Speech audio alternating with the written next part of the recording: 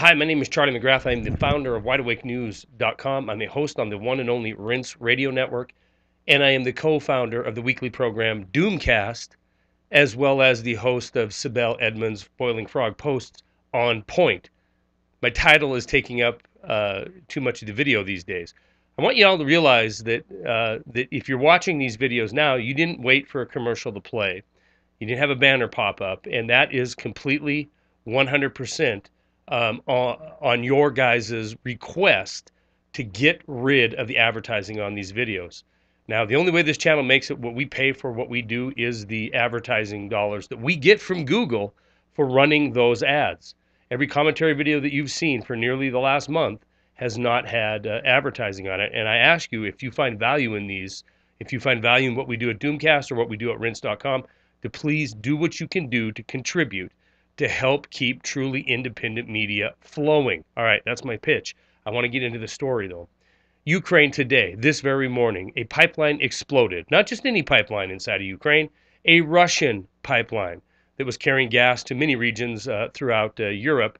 It exploded some 200-meter fireball up into the air. Now, this is important to understand where it occurred.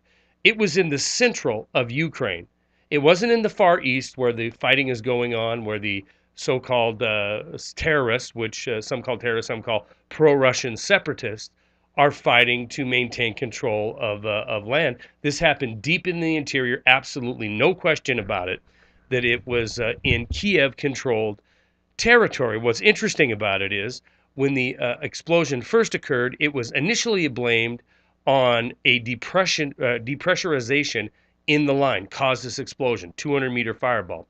But within an hour, the interior minister of Ukraine blamed the Russians. Now, the other ironic thing is it wasn't even as far back as March of this year when the right sector, a neo-Nazi group, there's no other way to describe them, a Nazi group, ultra-nationalistic Nazi group, the right sector, that you paid for to put into positions of power in the new government in Kiev. The right sector had said that they will blow up Russian supply lines going through the territory owned by Ukraine and obviously owned by a Ukraine that is controlled by Kiev. It is paramount that we don't get lost in the other headlines of the day and not pay attention to what's going on in Ukraine. We are very much involved in this situation. $5 billion, 60-plus programs. The involvement led to the decapitation of an elected government and the crisis that we have now. It's easy to get sidetracked when you look at the humanitarian crisis we have on our southern border, and you look at the potential Saigon slash horrible, horrific events that could be going on inside of Iraq, especially Baghdad, where we have the world's largest embassy with 5,000 employees. It could absolutely be a Benghazi all over again with this so-called ISIS on the move. And for those of you who are seeing my videos for the first time, understand this.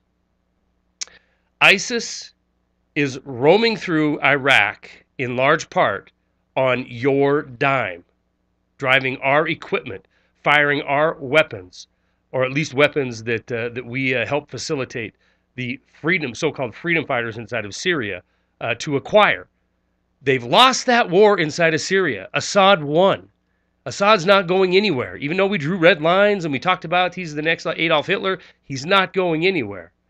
These fighters are crossing the border. They want to set up an Islamic State in parts of Syria, Iraq, and they're on the move. And we supported these people.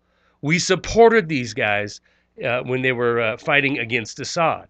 We have created this nightmare inside of Iraq, and it is far from over as well. So looking at the current situations in our country, just the recent headlines, I need you to be prepared for anything and everything. We have, again, a humanitarian crisis on our southern border. We have a war in Iraq that we have the hawks in Washington pushing for more and more and more. Not just a couple hundred Marines. They want some legitimate boots on the ground. And we have a war that's brewing, a civil war brewing inside of Eastern Europe that we are part and parcel with, right? These are all creations of Empire America trying to spread destabilization around the world. We've achieved it. It's destabilized. The world is on fire. There's no other way to describe what's going on other than ultimate crisis. And it's going to manifest, it's going to metastasize, and it's coming to these shores. Stories are attached. That's all I got.